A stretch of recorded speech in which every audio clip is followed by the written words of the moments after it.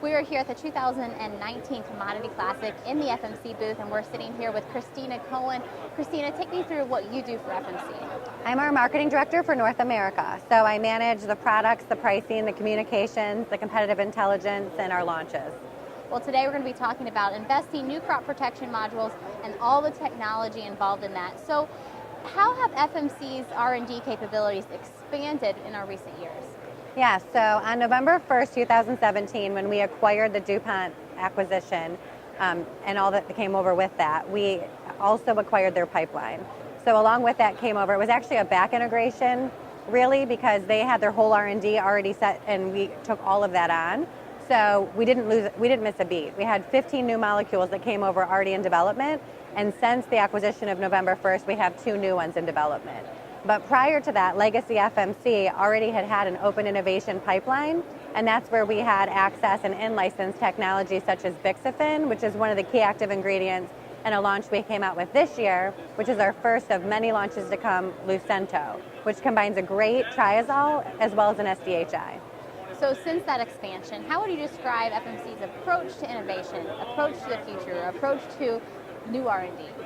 Yeah, so the newly acquired products and the business that came over had always had a unique way of doing their discovery, and that hasn't changed, where they're really looking at marketing needs or gaps that exist in tools in our industry and going out there and trying to create new opportunities and new tools and new molecules to get advanced to address those needs. So we continue to really focus from a discovery perspective, as they always did with the science, but we're also continue to be open to open innovation and in licensing technologies that we can get to market quicker.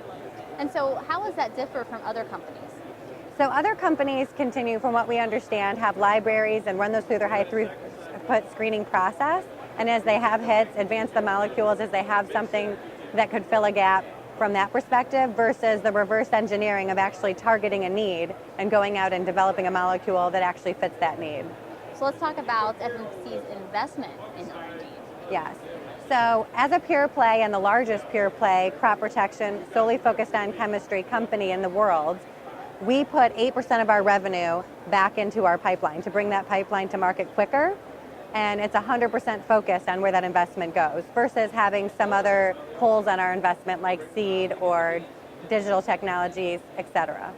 So let's talk more about that focus. So what areas is FMC truly focused on today?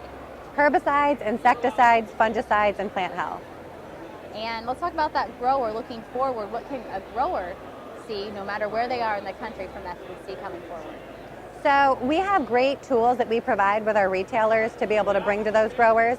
One thing that hasn't changed about FMC is we continue to be distributor-aligned retail focused. That's our go-to-market strategy. And so as part of that, we have some great tools we give our retailers to address the grower with, like our FMC Freedom Pass program.